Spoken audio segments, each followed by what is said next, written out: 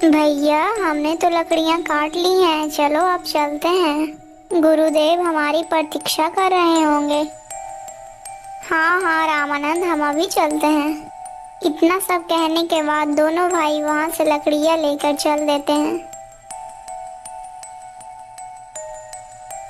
गुरुदेव, गुरुदेव आंखें खोलिए गुरुदेव, देखिए हम लोग लकड़ियां लेकर चल आए हैं।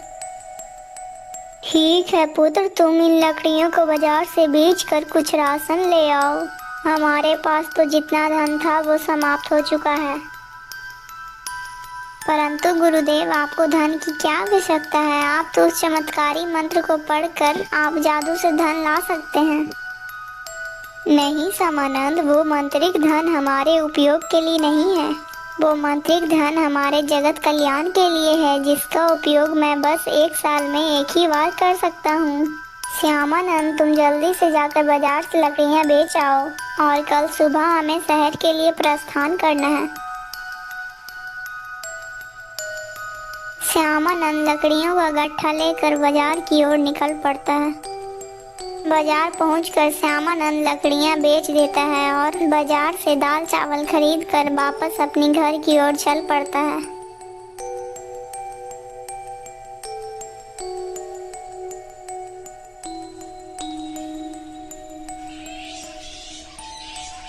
अरे ये किसकी आवाज है? मुझे लगता है यह तो एक पक्षी की आवाज है जो किसी मुसीबत में लगता है।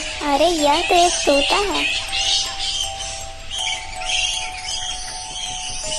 मुझे इस तोते की जान बचा लेनी चाहिए, नहीं तो यह बाज उसे मार डालेगा।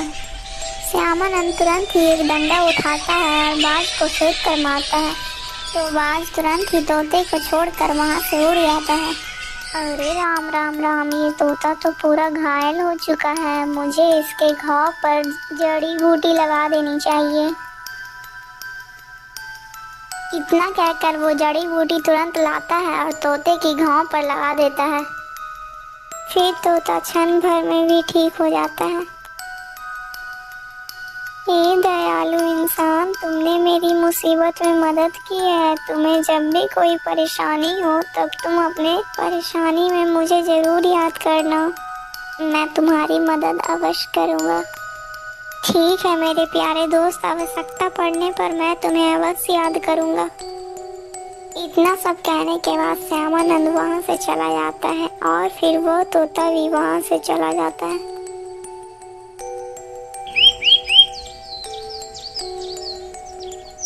सुबह होते ही वह दोनों शिष्य और तथा वो साधु तीनों ही शहर के लिए निकल पड़ते हैं।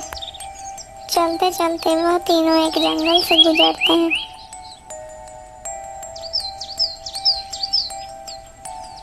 अरे ठहरो तुम तीनों, इतनी जल्दी भागते हुए कहाँ चले जा रहे हो?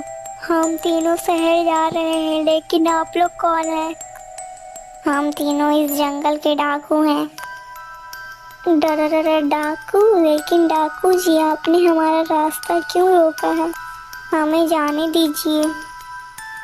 हाँ हाँ जरूर चले जाना, लेकिन उससे पहले तुम तीनों के पास जितना भी धन है वो तुम तीनों हमें दे दो। उसके बाद फिर आराम से चले जाना। लेकिन डाकू जी, हमारे पास तो कुछ भी धन नहीं है। क्या बोला? धन नहीं है? हमें मूर्ख बना रहा है? नहीं नहीं डाकू जी, सच में हमारे पास कुछ भी धन नहीं है। अरे लाखन, हमें लगता है सच में इनके पास कुछ भी धन नहीं है। हमें इन्हें छोड़ देना चाहिए। अरे नहीं नहीं, बहुत दिनों के बाद तो कोई शिकार हाथ लगा है और तुम कह रहे हो कि मैं इन्हें छोड़ दूं? डाकू जी, आप हम दोनों भाइयों को पकड़ लीजिए, लेकिन हमारे गुरुदेव को छोड़ दीजिए। ठीक है, मैं तुम्हारे गुरुदेव को छोड़ दूंगा यदि तुम दोनों हमें 1000 सोने की मुद्राएं लाकर दोगे। हे भगवान, अब मैं क्या करूं? कहाँ से लाऊं मैं ये स्वर्ण मुद्राएं? क्या सोच रहे हो तुम दोनों? जल्दी जाओ और तुम दोनों कल सुबह तक 1000 स्वर्ण मुद्राएं लेकर आओ, नहीं तो हम तुम्हारे गुरुदेव को मार देंगे। ठीक है, हम तुम्हें 1000 स्वर्ण मुद्राएं लाकर जरूर देंगे। लेकिन आप लोग हमारे गुरु का कोई भी नुकसान नहीं पहुंचाना। गुरुदेव आप चिंता मत करना, हम दोनों भाई कल सुबह तक स्वर्ण मुद्राएं लेकर आ जाएंगे। परंतु गुरुदेव आप किसी भी हालात में उस धन मंत्र प्राप्ति की उच्चारणा मत करना, नहीं तो आप और भी ज्यादा मुसीबत में पड़ सकते हैं। इतना कहकर वो दोनों वहां से चले जाते हैं।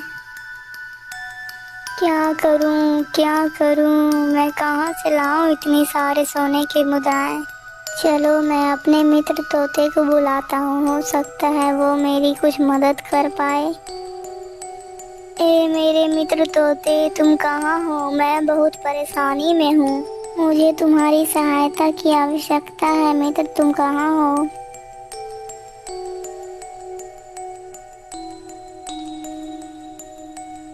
अरे ये आवाज तो मेरे मित्र की है, चलो चलकर देखता हूँ।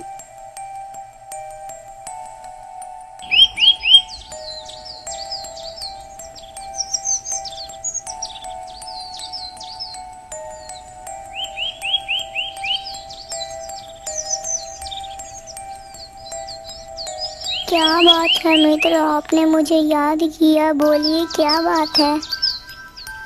फिर से अमानंद उस तोते को पूरी कहानी सुनाता है। दोस्तों इसका पार्ट 2 देखने के लिए हमारे वीडियो को लाइक करके चैनल को सब्सक्राइब कर दीजिएगा। और आपको ये कहानी कैसी लगी कमेंट में ज़रूर बताइएगा।